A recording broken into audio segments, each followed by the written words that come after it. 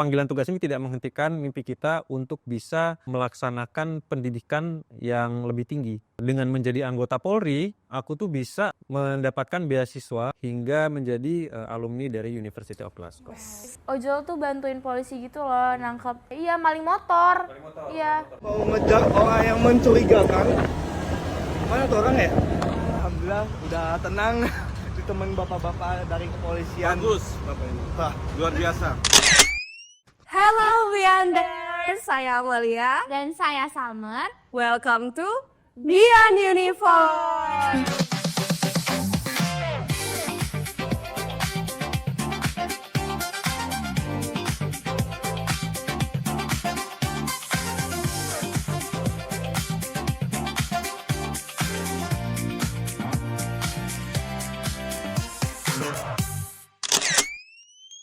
Jadi kita ngapain sih hari ini, Mar? Ngapain ya, Kak?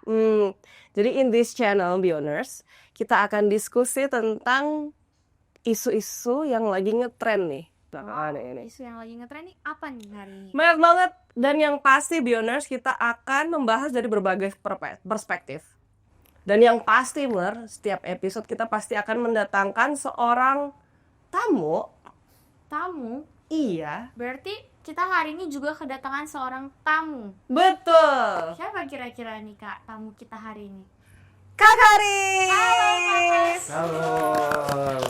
Hai Kak Karis. Ya. Apa kabar? Alhamdulillah baik ya. Baik. Sesuai ekspektasi kamu enggak? Dari kan tadi saya tuh udah membayangkan kayaknya orangnya tuh berkarisma, terus tinggi, gagah besar gitu ya, Kak. Dan dari namanya ternyata Kak Karis. Boleh ya kita tanya-tanya ini ya Kak Karis Boleh ya. dong, boleh dong ya. Hari lagi ngapain sih Kak Karis? Lagi sibuk apaan sih? Banyak ya gitu kalau keseharian ya. Kalau aku sendiri sih ya kan karena aku sekarang dinas ya kan dinas di Cikampek ya mungkin lebih ke dinas. Tapi overall kesibukan sih kadang kita olahraga ya kan olahraga kadang kita juga baca buku gitu. Kebetulan emang hobi banget baca buku juga sih. Jadi SDM unggul banget kayaknya ya. For your information nih Beyonders, Kak Summer. Kak Karis ini lulusan master dari University of Glasgow loh. Jadi kebetulan memang dari program kita nih dari kepolisiannya sendiri itu ngadain beasiswa gitu. Alhamdulillahnya nih saya juga daftar dan keterima gitu. Jadi saya bisa berkesempatan untuk melakukan studi ya ke University of Glasgow gitu. Wow, keren banget ya, Kak ya. Jadi gimana Riz? Lu kan di PJR ya? Ya ya, Bener kan ya? benar. Keseharian lu jadi PJR tuh gimana ya? Cuman patroli doang kah? Atau lu ada kayak nangkap-nangkap penjahat? Kemarin kebanyakan kita nanganin kan paling kecelakaan ya. Kalau untuk penjahat dan lain-lain sebenarnya sih kalau tertangkap tangan doang tuh. Jadi itu tugas kita. Kalau seandainya pada saat nggak tertangkap tangan itu lebih kepada tugasnya reserse. Tuh, kalau kita sih lebih concern menjaga kelancaran jalan. Jadi kalau misalkan ada macet, keluhan pengguna jalan, nah itu baru tuh PJR-nya nanti yang bakalan. Oh, yang bakal handle ya bakal ya. langsung. Oke. Dia itu seberapa sering dia engage ke masyarakat, terutama kayak ke ojol, ke pejalan kaki gitu. Dia seberapa sering sih dia? Sering banget ya, soalnya kan namanya kita PJR kan singkatannya patroli jalan raya ya. Jadi ya mau nggak mau kita berpatroli gitu. Pada saat kita berpatroli tentunya ya kita adalah menyapa masyarakat, menanyakan keluhan ya tadi kalau misalkan ada yang menyampaikan keluhan. Jadi memang aku sih ya maksudnya sebagai anggota PJR nih kalau misalkan turun ke jalan ya pasti bertemu dong sama masyarakat. Jadi engagementnya emang sangat kuat.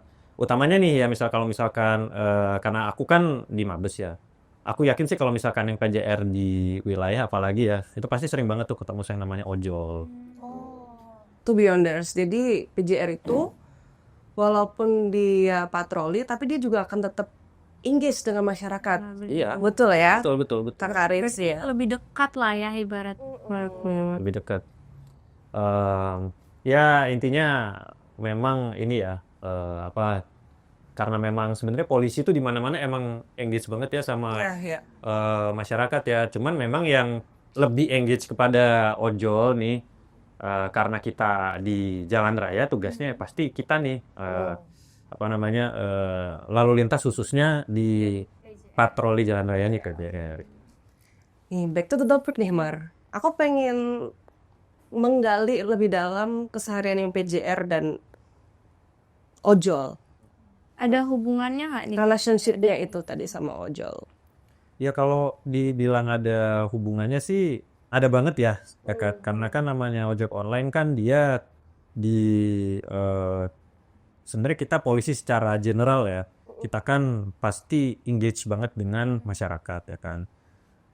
But if we talk about ride-hailing community, salah satunya tentang ojek online ya, itu yang paling berhubungan pasti lalu lintas, specifically PJR ya kan, patroli jalan raya. Namanya aja patroli jalan raya ya. Yes. Jadi kan dimanapun kita pada saat melaksanakan patroli, tentunya kita kan menyapa masyarakat, mendengarkan keluhan masyarakat. Ya, salah satunya tentu dari komunitas ojek online. Lebih dekat lah ya betul. ibaratnya ke masyarakat. What do you think about it? About this engagement between police highway patrol dengan ride hailing ini. Apakah bisa nggak sih ojol ini membantu polisi, in specific term PJR, untuk membantu keamanan dan ketertiban lalu lintas gitu?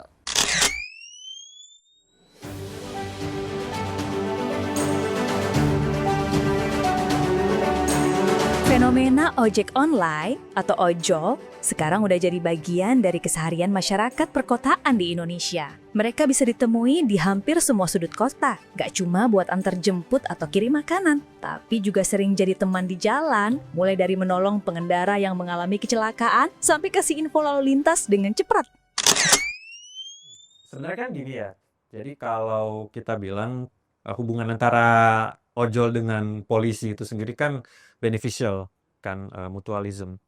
Karena kita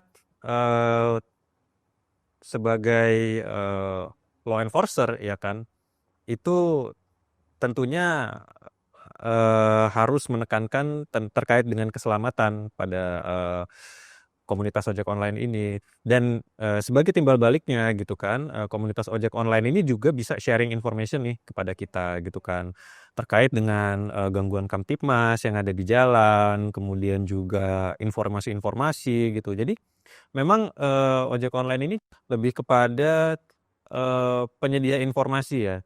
Dia membantu pihak kepolisian untuk mengetahui ada apa nih di jalan nih gitu. Jadi dia seperti mata dan telinga kepolisian lah gitu ya. Tapi lu sebagai personal nih, Kak Karis dan Kak Summer, seberapa sering sih menggunakan jasa ojol itu sendiri? Kalau aku nggak usah ditanya ya kak ya, saya hampir tiap hari kayaknya berangkat pulang kemana-mana. Terus belum lagi makanan ya kan? Itu pasti akan sangat membantu banget. Dan aku sempat ngebaca nih Kak Karis, ada gig ekonomi atau sharing ekonomi, terms itu yang related banget nih sama ojol. So theoretically, jadi ini sebenarnya dikenal dengan nama konsep sharing ekonomi ya. Di mana sharing ekonomi ini adalah sebuah konsep yang kita menggeser makna kepemilikan menjadi konsep berbagi ya. Jadi kita berbagi sumber daya lah, gitu ibaratnya. Yang pertama tuh sebenarnya ada 3 distinctive features ya kan. Ya ini kita menggunakan hal yang nganggur gitu loh dalam kehidupan kita. Oh, dalam hal ini motor atau Motor mobil. misalkan, motor atau mobil nih kita nganggur nih ya kan, kita jadikan pemasukan sampingan. Nah itu salah satunya nih yang dinamakan sebagai sharing ekonomi. Kemudian yang kedua, konsepnya lebih kepada P2P ya, peer to peer gitu. Jadi konsepnya lebih personal, tidak secara resmi banget gitu. Karena dia gig ekonomi bukan outsourcing. Betul banget. Yes. Bener. Nah terus kemudian yang terakhir adalah sifatnya lebih memanfaatkan teknologi. Aplikator ini sifatnya sebagai jembatan ya, penyambung, konektor antara penyedia jasa dengan yang membutuhkan gitu. Iya, bener bener bener. Oh, gitu. Dan sekarang nih, Mer dan Kak Karis ya, ada fitur emergency button tuh. Kira-kira tuh udah connect belum sih sama pihak kepolisian? Menurut Kak Karis nih, seberapa penting sih fitur itu? Menurutku sih sebenarnya penting ya, penting banget gitu karena ini kan sebenarnya fungsinya itu untuk apabila ada kejadian gawat darurat nih, contohnya ada ibu-ibu yang melahirkan, contohnya ya kan, kemudian dia melihat seseorang yang tertabrak gitu, kecelakaan, itu bisa banget tuh lewat emergency button itu nanti mungkin ya dari aplikator itu melaporkan kepada kepolisian gitu. Dan Menurutku sih, dan kayaknya nggak cuma kayak ibu-ibu melahirkan ya nggak sih? Bisa kayak laka. ya tadi ya like I said, misalkan kecelakaan kayak gitu itu bisa banget gitu ya. Aku pengen explore nih tingkat risiko dan kepatuhan ojol di jalan tuh kayak gimana sih? Jadi gini ya, kalau misalkan kita ngomong soal society compliance, ya kan, ini udah masuk ke society compliance nih, ya kan. Jadi sebenarnya ini reflects to our organization ya. Jadi sebenarnya kalau seandainya kita sebagai organisasi kepolisian itu sudah melaksanakan tugas kita dengan baik, ya itu sebagai timbal balik nih masyarakat tuh akan mematuhi hukum, salah satunya ya dari ojek online ini gitu. Jadi ini kan juga masuknya udah ke ranah community policing ya. Yes, benar banget. Tadi aku juga sempat pengen mention itu cuman dari tadi kelupaanmu. Tapi emang itu udah masuk ke community policing banget sih dengan cara mereka bisa berkontribusi langsung ke polisi. Apalagi emang engage-nya tinggi banget ternyata ya PJR dengan masyarakat di jalan terutama para ojol ini. Kalau kita lihat ya sebenarnya ini yang dinamakan social resilience ya. Jadi ketahanan sosial gitu. Jadi tuh kalau misalkan kita ngomong soal community policing ya, this will get interesting nih. Because when we trace back the community policing, it actually could be traced back at Norman Conquest era. It's on UK history. If we look closer, closely, the very concept of police itself is founded by community. If we have a gander to United Kingdom policing system history, we will find that this concept is actually older than we thought. Why UK? So this is a disclaimer. Why UK? Because UK is the birthplace of modern policing system. Yes. And it's been adopted by a lot of countries. Yeah, several countries in the world. Yeah. Yes, correct. If we can, like I said, a priori we can trace this back to Norman Conquest era, maybe predates 1066 Anno Domini. If I'm not mistaken, they have a system called Frank Pledge. So basically, Frank Pledge is a system where they gather all the men, an adult male. So they compile them and they are obliged to secure the community and maintain public order. So this is the first sample of public community. This is a very first sample of Community policing. community policing. Yes. Yes. And then they maintain the order and circumvent the criminal activity. Actually, if we look closer again, this group of measures is called tithing. Maybe you ever heard about tithing. This is the history of policing. So if we have lots of tithing, we will have 100, and 100 is headed by 100 men, and 100 men is acting as an administrator and judge at that time. So this is a very traditional and simple policing methods. And then if we have sum of 100, we will have a shire, and a shire is headed by sheriff. So if you ever heard about terms sheriff from the US US police community, it derived, the word itself derived from UK, shire yeah, the shire, at, yeah. at that moment. So it can be traced back a lot longer than we thought. And the concept of police community, a concept of community policing itself is not something brand new. It's maybe become popular on the late 80s by Trojanovic and Bucero. So they state that the police cannot maintain the public order by yeah. themselves. So But by help from the by community help- itself. yeah. Yes. So this is what called as collective responsibility by the community to work together as a partner.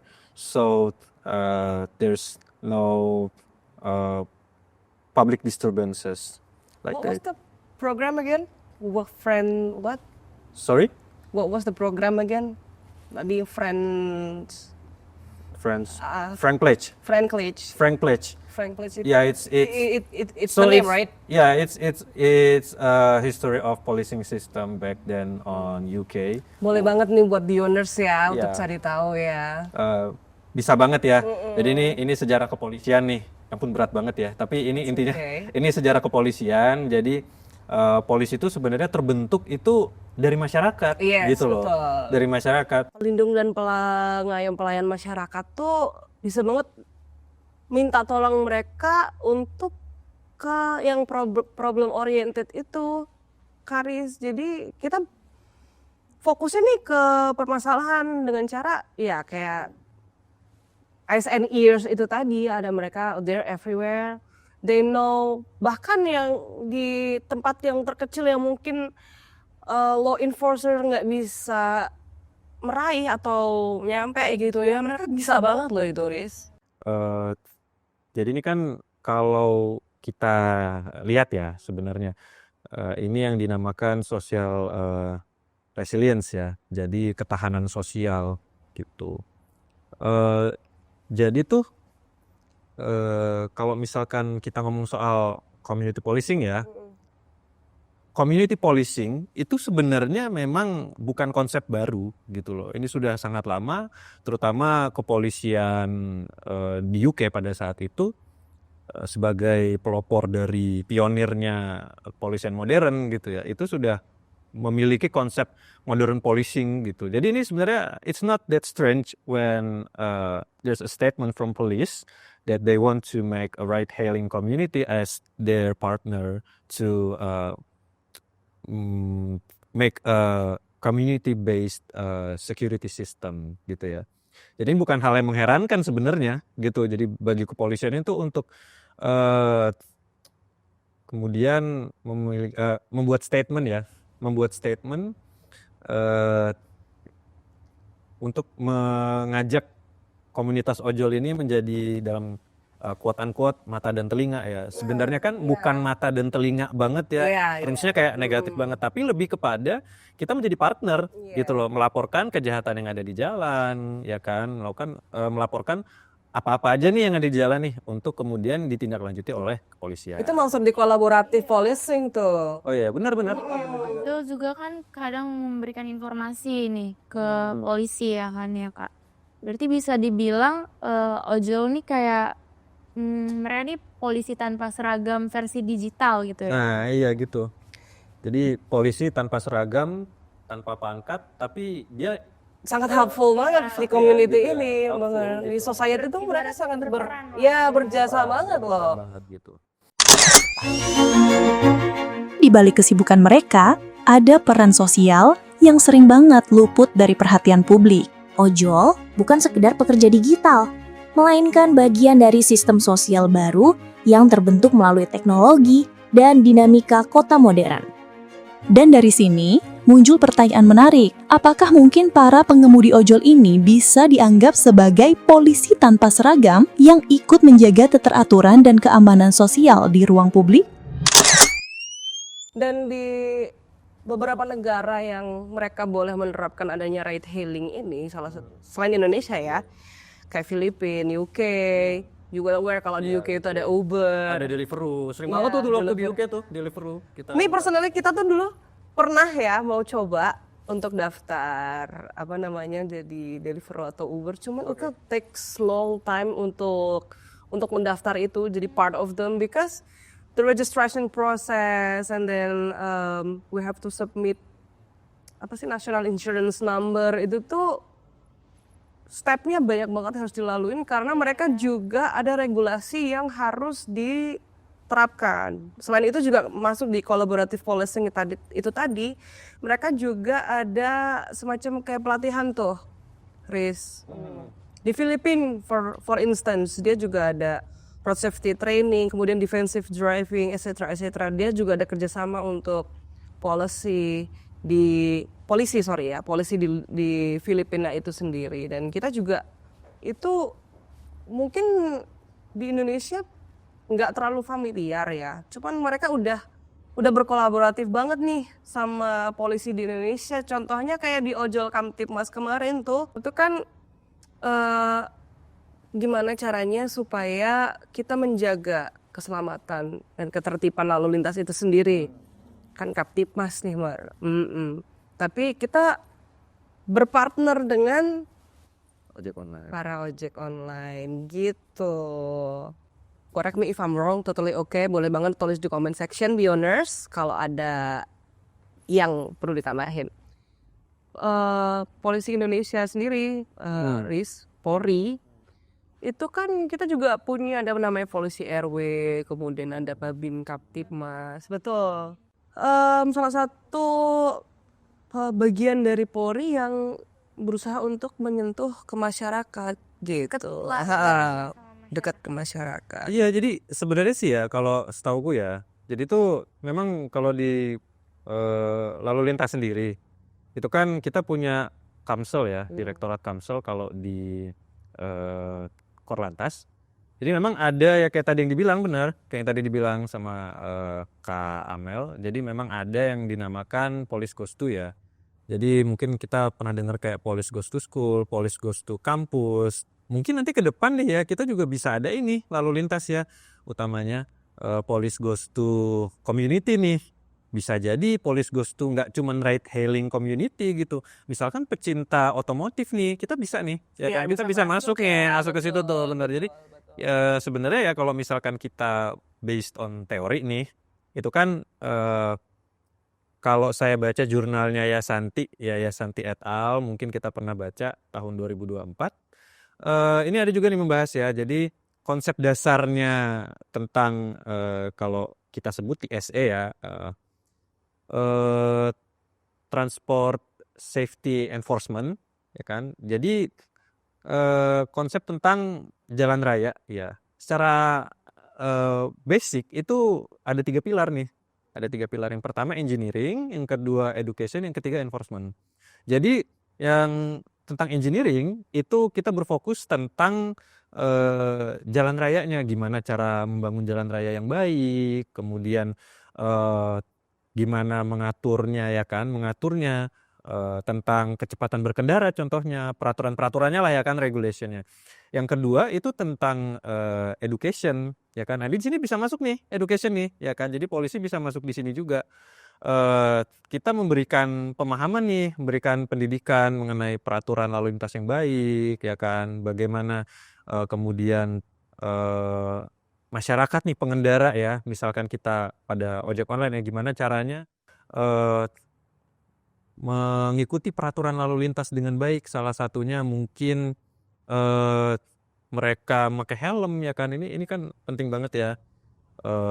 Salah satunya memberikan edukasi juga kepada calon pengguna ya. Kadang kan mungkin ada orang nih, aduh baru kerimbat nih nggak mau nih pakai helm nih kan gitu. Nah jadi salah satunya kan itu ya masuk ke situ juga gitu. Gimana caranya polisi bisa memberikan pemahaman kepada ojek online ini untuk memberikan pemahaman lagi nih kepada calon penggunanya gitu ya. Jadi Bahwa nggak cuma nyampe di dianya doang. ya jadi penting nih bahwa helm nih penting loh gitu. Jadi kan edukasi ini berkelanjutan ya, sustain gitu. Aku mau nanya dulu deh, aku mau Ya nanya. boleh deh, boleh tanya-tanya. Boleh. Ya boleh tanya-tanya. Kan waktu pas kemarin tuh aku sempet, kan aku suka di gitu kayak apa sih, ojol tuh bantuin polisi gitu loh nangkep maling ya, sama yang kayak maling motor. Kali motor. Ini lagi mau ngejar orang yang mencurigakan. Mana tuh orang ya? Tutup motor, tapi kuncinya kayak bukan punya Honda gitu. Coba kita cross check. Assalamualaikum. Waalaikumsalam. Motor abang? Bukan. Motor siapa? Apa? Motor siapa? Itu. Yang di sana. Boleh saya cek ya bang? Tinggal cek aja, Pak. Tinggal cek ya? Iya, saya baru datang kerja ini.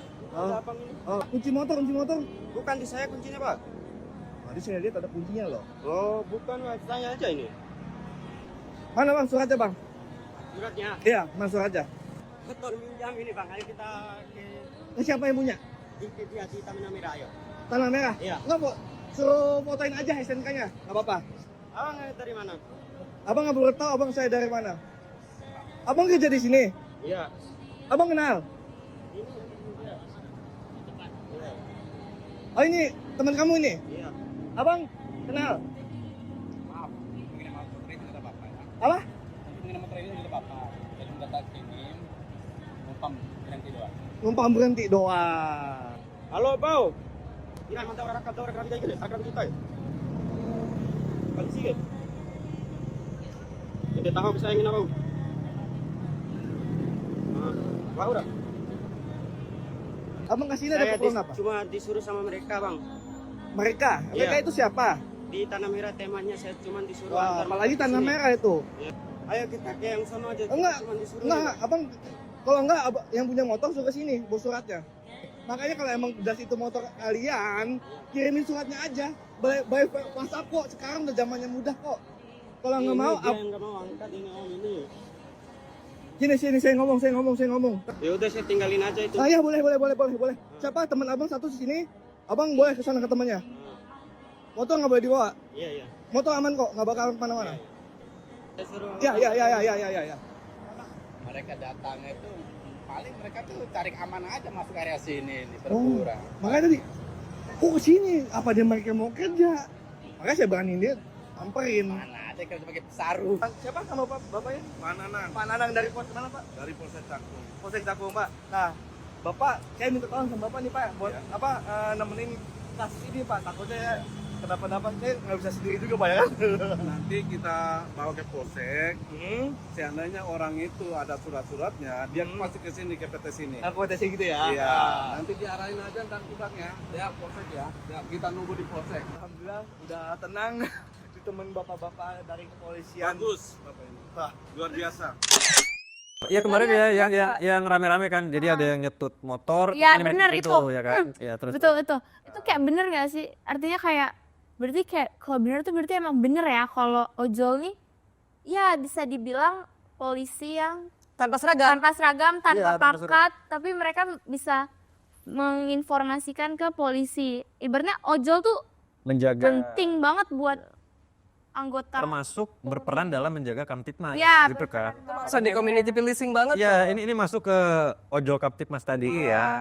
Program yang nanti kita sedang ngomongin ini ya kan. Jadi benar ini berarti tervalidasi ya. Yes, Ada benar. valid ya bahwa ojol ini sebenarnya memang perlu nih kita nih memberikan pemahaman kepada ojol ya, komunitas ojol ini, ride hailing community untuk ini ya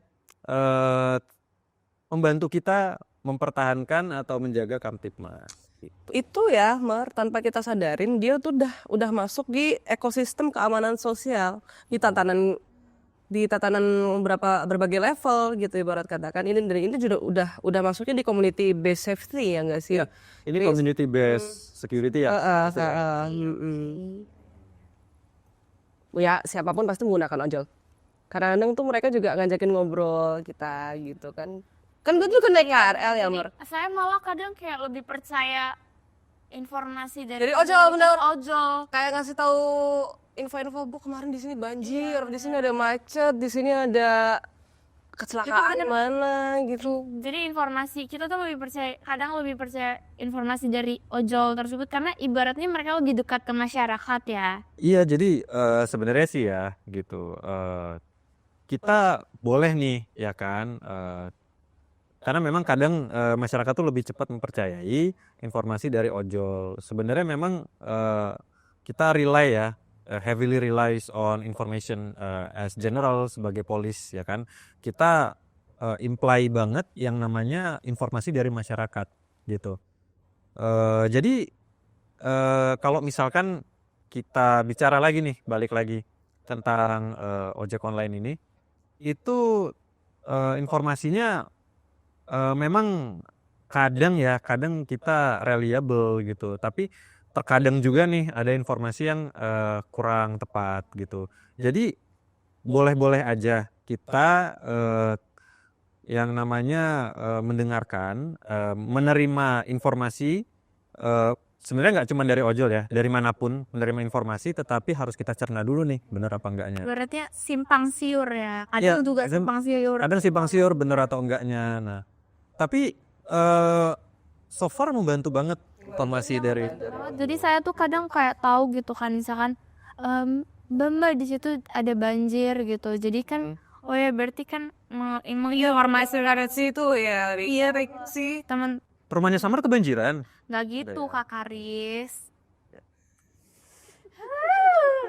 Wah, siapa tahu rumahnya kebanjiran, kan Jakarta banget tuh rumah kebanjiran gitu loh maksudnya. Enggak, di setiap Jakarta kebanjiran Kak. Iya. Kan ada yang jalan, ya udah kan makanya kan saya bilang tadi kalau ojol tuh punya punya jalan Lagi ngeliat ada gue berantem beneran deh. jalan tikus Kak. Iya, oke. Terus apa lagi nih? Dari sudut pandang, kan kita sudah banyak banget nih bahas sudut pandang apa juga tadi itu, dari pendidikan, kemudian dari kerjasamanya dengan polisi, ya kan, kontribusinya mereka. Nah sekarang kita pengen menggali lebih dalam dari seginya dari ojol itu sendiri. Setahu aku mereka itu belum punya yang namanya jaminan sosial. Oh, Ya nggak sih, ya kan? Itu menurut kalian berdua nih, menurut Bioners juga nih, kira-kira itu berpengaruh nggak sih sama Kamtipmas gitu? Ibaratnya mereka ngerasa aman lah kalau mereka dari ojol kenapa-napa di luar nih kan. Jadi mereka ngerasa punya jaminan sosial gitu. iya. Jadi kalau misalkan kita lihat ya, kita compare dengan ride hailing system on other countries ya kan. Sebagai contoh Uni Eropa ya, itu mereka sudah mewajibkan untuk ride hailing company seperti Gojek, Grab gitu, mereka itu diwajibkan untuk mempunyai jaminan sosial. Itu yang national Iya, insurance number betul, itu betul. tadi. Yes. Jadi memang ada sedikit perbedaan ya, terutama dari sistem kerja juga. Kalau sistem kerja di Indonesia kebanyakan memang yang tadi dinamakan ojek online community ini itu lebih kepada kita bermitra gitu ya. Mungkin kan denger ya namanya mitra ya. Jadi konsep mitra ini mungkin yang berbeda. Karena kalau misalkan di US atau di UK itu mereka bukan konsepnya bermitra, tetapi sudah menjadi karyawan gitu. Kayak di New York ya, di New York itu kebijakannya sudah mereka ini menjadi karyawan tetap gitu. Ada minimum wage-nya, terus juga ada jaminan insurance tadi ya, social insurance. Oh, ya kan? jadi kayak ada semacam ada UMR. Iya, ada UMR-nya gitu. Beda ya dengan di kita. Kalau di kita kan karena konsepnya mitra nih, konsepnya mitra, Partner, yes. maka yang harus dipahami adalah bahwa kita tidak bekerja kepada Gojek, tetapi Gojek memprovide nih sistem untuk kita mencari uang gitu. Kita sebagai mitra aja. Nah, memang sebenarnya kalau yang dinamakan konsep kemitraan ini itu nggak wajib untuk menyediakan social insurance gitu sebenarnya nih ya. Namun alangkah baiknya nih kalau misalkan memang mereka memiliki social insurance tadi. Kalau misalkan kita hubungkan dengan kepolisian, inilah makanya penting nih. Jadi kadang ada protes juga nih ya, kadang dari masyarakat mungkin timbul pertanyaan, kenapa sih kalau bikin SIM itu harus ada BPJS, ya kan? Nah, ya kan, ini poinnya nih sebenarnya. Kenapa? Karena untuk mengcover ini tadi gitu loh, bahwa ketika kita berkendara ya, itu tuh kita tercover dengan BPJS. Ya, gitu. kita bukan mengharap yang gimana-gimana Betul. enggak ya, tapi Betul. pastinya kita kalau misalnya sedia payung sebelum hujan, Yeah. it much be better than Iya. nothing at all gitu. Iya. Selain BPJS juga ada tes psikolog nggak sih?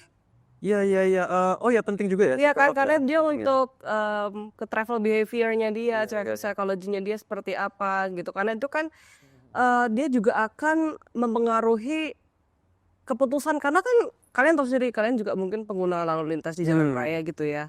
Untuk memutuskan misalnya, oh itu mobil speeding tuh, mobil belok ke kiri apa nggak pakai sign ke kanan atau pakai gimana, itu kan itu yang sangat menjadi apa ya, psikolog orang itu, mental orang itu untuk memutus itu sepersekian detik Jadi banget mungkin gini maksudnya adalah dari company-nya tadi itu menyediakan layanan psikolog, ya kan? Nah, jadi memang bisa jadi nih seperti yang tadi dibilang sama Kak Amel ya. Jadi mungkin dia punya masalah pribadi, itu nanti akan berpengaruh kepada behavior dia ketika driving gitu kan. Ketika mungkin dia punya masalah di rumah ya kan, udah senep nih dia, aduh utang banyak banget nih, aduh harus narik lagi, iya narik, kejar aduh capek nih, setoran, ya. belum tidur ya kan, susah, mana hujan lagi ya kan. Udah gitu ternyata seret nih, lagi nggak ada penumpang misalkan ya kan, lagi nggak lancar, terus kemudian itu nanti berpengaruh kepada driving behavior dia.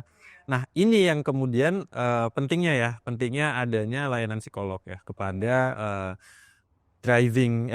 kepada driver Drivernya. dari ojol community ini gitu. Dan di luar negeri itu setahu aku ya, Resident Summer ada fitur yang namanya fatigue nudge sama real time speeding.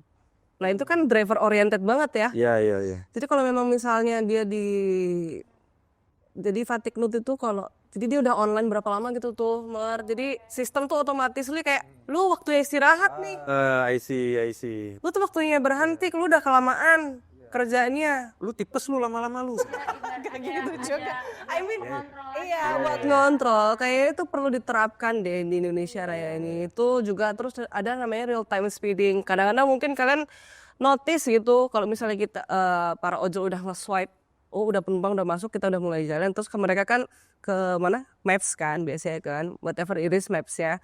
Itu kan, nah di situ ada real time speeding tuh. Jadi kalau misalnya dia over 60 or 80, sistem itu langsung kayak ngasih alert gitu loh. Betul. Nah itu Kayaknya ada efek efek psikologinya lah. yes, Wah, betul. oh ini demi keselamatan kayaknya aku harus ngurangin. Nah, itu masuk banget di edukasi kan, psikologi. Yes. Sih kontrol gitu loh maksudnya ya.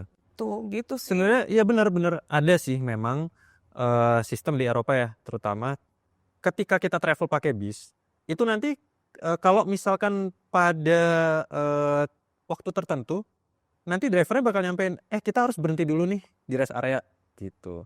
Karena memang dari sistemnya itu travel company-nya itu mewajibkan untuk bis itu setiap berapa kilometer sekali berhenti gitu. Beristirahat harus istirahat nih gitu. Jadi nggak boleh gitu. Kalau misalkan kita lanjut lagi bakal kena denda dia, kena fine. Dan itu yang didenda adalah drivernya. Makanya drivernya juga takut dong, ada deterrence effect-nya lah ya kan. Jadi dia ada rasa, oh memang gue harus berhenti nih, biar gue juga nggak kena denda dan nggak kecapean gitu. Dan Tapi itu emang setahu gue, sorry gua cut ya. Emang setahu gue tuh untuk mobil, motor itu maksimal penggunaan tuh kalau misalnya long haul gitu ya, lagi perjalanan jauh tuh maksimal 3 atau 4 jam. Iya. Cuman kadang-kadang benar-benar. kita ini manusia sebagai driver atau usernya itu kan yang ayo cepat sampai, Iya. cepat sampai. Cuman kita kadang-kadang nggak aware sama limitasi kita sendiri gitu. Terus udah buru-buru pengen nyampe Itu benar-benar. temen susah Ambil tipis itu. Betul. Ya sabar lah. Cuman itu tadi sih adanya sistem itu kayaknya membantu banget gitu. Gitu. Tapi balik lagi nih, Karis dan Summer ya. How to make it sustain? That's the biggest question. Terkait sama ojol kamtipmas tadi Yes, ya. betul. Oke, jadi kan gini ya, kalau misalkan kita lihat tadi saya sempat bilang kita sempat bicara tentang 3 pilar keselamatan lalu lintas, yaitu adalah engineering, itu gimana bikin jalan yang baik, kemudian education dan enforcement gitu kan. Nah, di Indonesia sendiri nih, kita punya yang namanya 5 pilar. Jadi yang pertama itu, pilar pertama adalah peraturan yang menyelamatkan gitu, menyelamatkan pengguna jalan. Jadi ini lebih implies kepada Bappenas ya, salah satunya Bappenas sebagai yang mencanangkan terkait peraturan-peraturan tadi, merencanakan tentang jalan ya. Kemudian jalan yang berkeselamatan yang kedua, yaitu adalah Kementerian PU, ya kan, Kementerian PU sebagai pihak yang membangun jalan nih, ya kan. Yang ketiga adalah kendaraan yang berkeselamatan.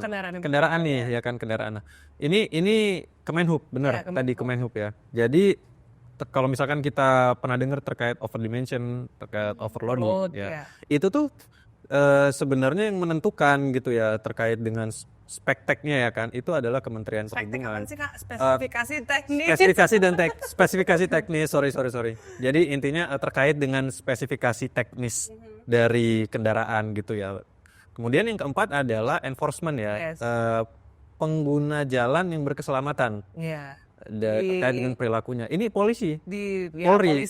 Iya, Polri. Nah, di sini ini tempat di mana kita mengenforce peraturan-peraturan yang tadi sudah ditetapkan sehingga dipatuhi oleh pengguna jalan. Nah, yang terakhir nih, yang kelima ya, itu adalah apabila sudah terjadi nih, misalkan kecelakaan. Kemenkes, benar. Jadi ini adalah tugas dari Kemenkes gitu. Balik lagi di enforcement ya, itulah kenapa di Polri sendiri menerbitkan SIM, betul ya, Maria. Kan Kak Amel di Regiden loh, ya kan? Ya betul. Di mana tuh coba? Ya itulah kenapa ke polisi ini menerbitkan SIM ketika para masyarakat atau para personal yang mengajukan itu sudah melakukan ujian nih, pengujian, betul nggak? Udah pada punya SIM semua kan, pastinya akan melewati ujian tertulis dan ujian praktek. Nah selain itu kan juga ada yang namanya perpanjangan SIM kan 5 tahun sekali. Nah itu kan bukti betul 5 tahun sekali, dan itu menjadi salah satu dasar yang paling basic banget untuk mengetahui orang itu kompeten nih untuk bawa mobil atau motor ya kan di jalanan, karena ketika kita udah jalan itu kan kita udah kayak berarti orang ini udah mahir banget sama mobil motor gitu. Jadi gini sih Kak, kalau menurutku tuh, jadi kenapa kok SIM sebagai legitimasi kompetensi ini penting, ya kan? Ini karena mungkin saja ya, ketika dalam waktu 5 tahun, jangka 5 tahun ini, amit-amit nih terjadi sesuatu yang mengakibatkan orang ini kemudian kehilangan kemampuan dia, gitu loh. Ya misalkan matanya mungkin jadi tidak bisa melihat gitu ya Kak. Atau salah satu kaki hilang. Ya kalau salah satu kaki hilang mungkin masih bisa ya. Ke D ya. Ke D akan ke SIM D ya. Tapi kan itu tadi kan, makanya pentingnya lagi ini setiap 5 tahun diupdate karena kalau misalkan kita dalam seumur hidup ya misalkan gitu, perubahan-perubahan ini tentunya tidak terpantau. Gitu loh.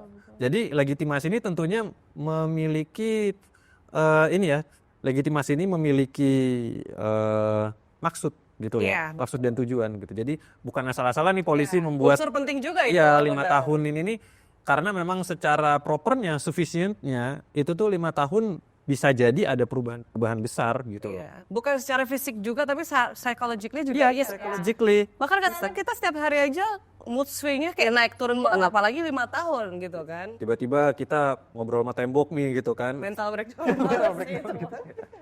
Maksudnya kayak tiba-tiba nih kita jadi entah kenapa jadi perubahan psikologi lah intinya. Gitu. Kan ya Mental health. kayak Iya. gitu. Mer, let's wrap up, Mer. Jadi apa sih yang kita pelajarin Ya, in this today video nih? yang kita pelajarin dan termasuk saya ya berdiskusi sama Kak Karis sama Kak Amel nih yang saya pelajarin ya, jadi kita jadi tahu hubungan antara ojol ke masyarakat, terus ke antara ojol ke anggota Polri ya kan Kak, terus kedekatannya nih gimana sih, terus juga tentang yang barusan Kak saya jadi tahu gitu tentang SIM, soalnya kan saya bukan di SIM, jadi kayak tapi saya juga jadi informasinya wawasan kita lebih luas gitu loh. Dan peran yang dimiliki sebagai ojol ini kita nggak bisa pandang sebelah mata. Iya. Dan sampai saya juga jadi tahu kalau kayak jadi Kak Karis nih anggota Polri tapi juga kuliah di mahasiswa di luar negeri gitu ya. Bisa loh. Mungkin kan dari kita mungkin banyak yang berpikir ya bahwa jadi polisi nggak bisa ngapa-ngapain gitu ya. nggak bisa kuliah keluar. Mungkin ini sekaligus menjawab pertanyaan itu ya, gitu ya. Terkait dengan pertanyaan itu bahwa ya bisa loh gitu anggota Polri itu Bisa anggota Polri keluar baik itu dari beasiswa Polrinya sendiri atau dari LPDP ya, beasiswa dari Kemenkeu gitu. Itu bisa banget, gitu bisa banget. Jadi jangan takut nih kalau ada stigma yang mengatakan bahwa jadi polisi nanti bakalan susah untuk sekolah. anggota Polri ini nggak bisa untuk jadi mahasiswa luar Iya. negeri untuk mengejar mungkin yang punya dari Bioners yang punya impian Iya, kuliah ke luar negeri mengambil beasiswa lah. ya, Secara spesifiknya mengambil beasiswa. Even dalam negeri pun ada loh, gitu loh. Dalam negeri pun bisa gitu. It support by our organization gitu. Jadi kita aja bukan berarti kita masuk polisi kemudian udah nih cukup jadi polisi aja. Enggak, kita juga harus upgrade diri kita dong. iya dong harus Karena ilmu itu dinamis banget. Iya. Dinamis kan itu informasi itu. makanya dibilang kejarlah impianmu setinggi mungkin. Let's quote of the day. Dalam konsep community policing, keterlibatan masyarakat jadi kunci buat terciptanya keamanan dan ketertiban bersama. Dan dengan semangat sharing ekonomi, para pengemudi ojek online gak cuma berbagi layanan atau waktu mereka, tapi juga ikut berkontribusi menjaga Kamtipmas, membantu polisi memberikan informasi, menciptakan rasa aman, dan membangun solidaritas sosial di tengah kesibukan kota. Jadi Kak Karis, ada nggak pesan dan kesan nih? Pesan aja tuh nggak usah pakai kesan ya. Terkesan buat kita berdua. Pesan buat Bioners di luar sana terhadap diskusi kita hari ini. Oke, jadi kalau mungkin aku bisa simpulkan ya intinya Kak. Jadi yang pertama adalah aku mau mengutip quotes nih dari Pak Kakor ya kan. Karena aku dari Korlantas ya, maka aku mau mengemphasize pesan dan imbauan dari beliau. Intinya bahwa kita tidak bangga gitu. Polisi tidak bangga untuk menangkap pelanggaran gitu ya. Untuk melaksanakan tindakan koersif gitu ya. Tetapi justru kita bangga ketika kita bisa mencegah terjadinya pelanggaran, mencegah terjadinya kejahatan gitu ya. Langkah preemptif dan preventif gitu. Jadi kalau kita hubungkan dengan ojol Kamtipmas tadi, ya kan, kaitannya adalah dengan kita selaku kepolisian, ya kan, utamanya polisi lalu lintas juga itu bisa menjadikan ojol ini sebagai partner dalam mencegah pelanggaran dan kejahatan, gitu. Kemudian untuk poin kedua ya, kayak boleh ya ini ya, poin kedua ya, nggak apa ya. Jadi untuk poin kedua adalah aku juga pengen underline bahwa menjadi polisi itu merupakan panggilan tugas. Namun panggilan tugas ini tidak menghentikan mimpi kita untuk bisa melaksanakan pendidikan yang lebih tinggi gitu. Justru dengan menjadi anggota Polri, aku tuh bisa mendapatkan beasiswa hingga menjadi alumni dari University of Glasgow. Gila. Terima kasih banget ini buat Kak Karis ya udah Iya. datang ke Beyond Uniform, Ya kita makasih banget juga loh ya. Aku juga makasih banget udah dikasih kesempatan untuk datang. udah diskusi bareng kita Ya. masalah ojol. Dan thank you juga buat Beyonders di luar sana yang udah nonton video kita hari ini dan obrolan diskusi kita hari ini. Saya Amel, Dan saya Summer. pamit undur diri. Sampai ketemu di Beyond Uniform selanjutnya. Bye-bye. Thank you.